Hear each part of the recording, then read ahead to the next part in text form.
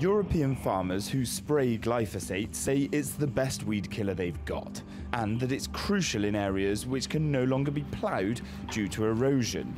But some reports, now discounted by the EU's risk assessors, say it causes cancer.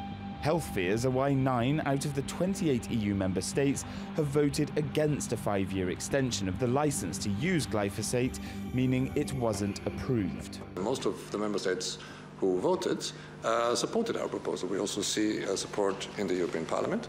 So I think we're on a good track here. But farmers' organisations are furious. They want the glyphosate licence to be granted a 15-year extension without delay. Glyphosate has been used in a responsible manner in the EU. Farmers are trained and they use equipment that is tested, and it's safe.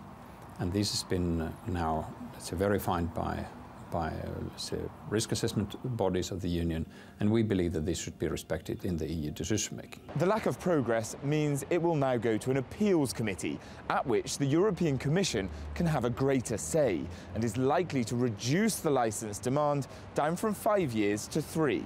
Glyphosate is best known in Europe for being the chemical used in Roundup, which is produced by agri-chemical giant Monsanto, a company which has been accused of bullying to ensure health reports go its way.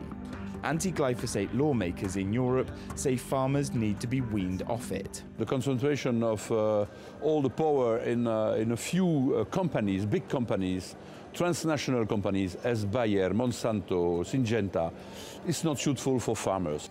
Pressure to ban glyphosate comes from the European Parliament, which voted for it to be banned before 2022.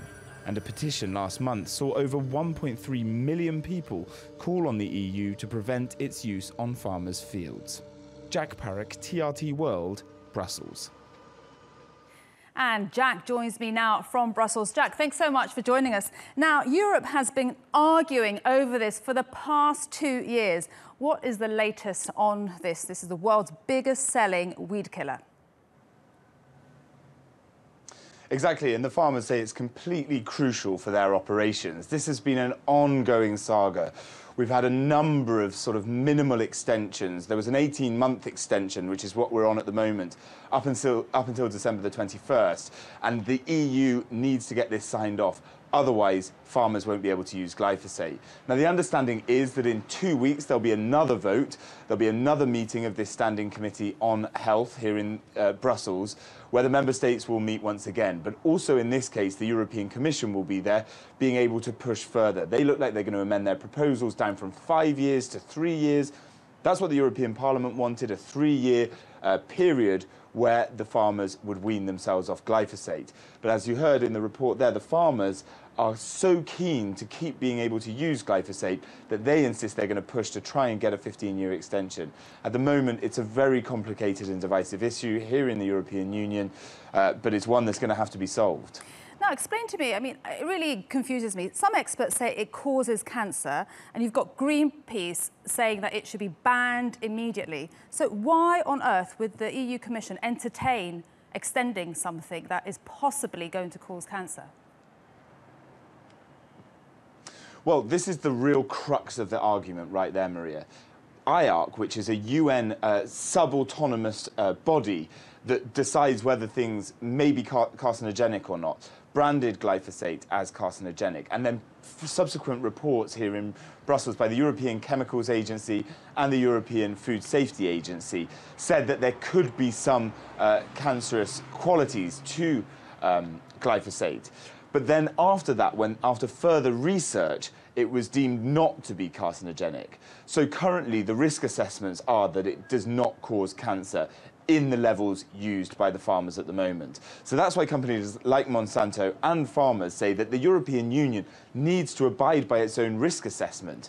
Other NGOs say that there's been pressure put on those agencies to deem it not to be carcinogenic because of the necessity for the companies that want to sell it, essentially. So it's really at loggerheads, and it's likely to remain so.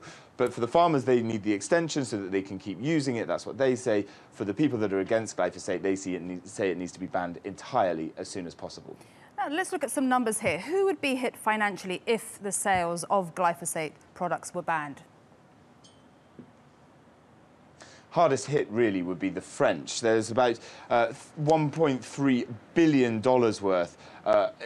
Well, the estimation is that $1.3 billion worth of the grain industry in France, which is the biggest in Europe, would be hit. And for instance, as another example, in France, they reckon nearly €1 billion would be taken off the wine exporting. So it's a real significant amount of money. It is so broadly used across the European Union.